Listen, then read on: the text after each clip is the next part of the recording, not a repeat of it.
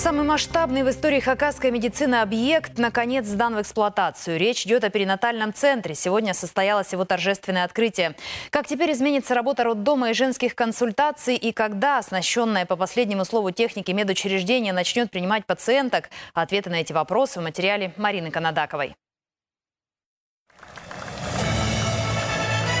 Ключ в руках у главврача, и вместе с медиками ликуют строители, но еще больше все правительство. На торжественное открытие перинатального центра Кабмин явился чуть ли не в полном составе, и его можно понять.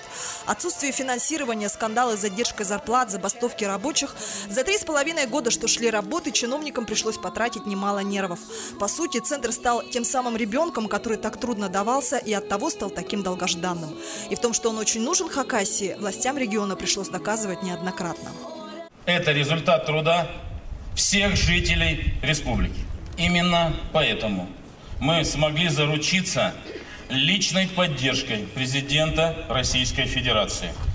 В этот торжественный день от всех моих земляков и от всех наших соседей хочу выразить глубокую признательность нашему лидеру Владимиру Владимировичу Путину за этот вклад в развитие нашей любимой республики.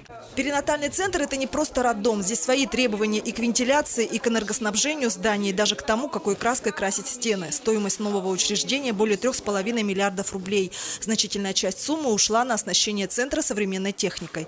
Сегодня журналистам показали отделение реанимации. В мире существует много производителей, но вот это одни из них, американская, немецкая, которая позволяет, самое главное, соблюдать очень четко тепловой режим и влажность, что необходимо для маленьких детей, особенно глубоко недоношенных.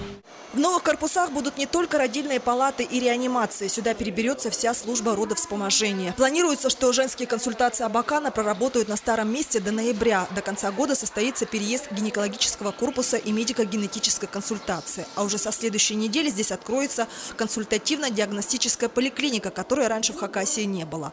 Что касается роддома, то пока врачи будут работать и на старом, и на новом месте. А первые роды в центре они планируют принять уже в понедельник. Кто-то долечится, выпишется, понятное дело, да, то есть не вечное лечение. Те, которым нельзя, так сказать, нельзя их оставить там, мы их переводим сюда, в отделение патологии беременности, это буквально понедельник, и они у нас здесь продолжат лечение до необходимого им срока. Ну и вновь прибывшие будем встречать новых пациентов. Пока шла стройка, Минздрав готовил кадры для центра. Штат службы родовспоможения фактически стал больше в 2 раза. И, как уверяют в правительстве, есть не только количественный, но и качественный рост. В чем совсем скоро предстоит убедиться многим будущим мамам. Кстати, перинатальный центр будет принимать не только жительниц республики, но и юга Красноярского края. Марина Канадакова, Дмитрий Парахин, Вести Хакасия.